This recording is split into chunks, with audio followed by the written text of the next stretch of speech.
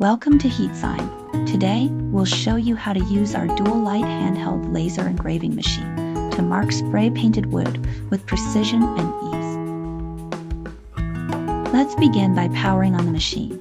Rotate the emergency stop button and press the start button to activate the system.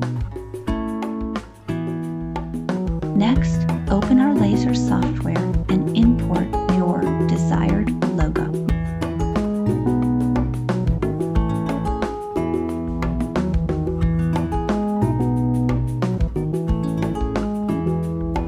Now adjust the size and position of the marking content to fit the surface of your wood piece.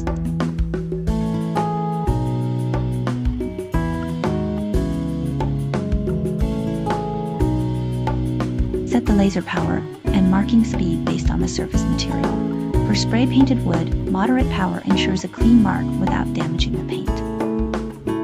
Once everything is ready, begin the marking. The dual light alignment makes it easy to locate your position before engraving.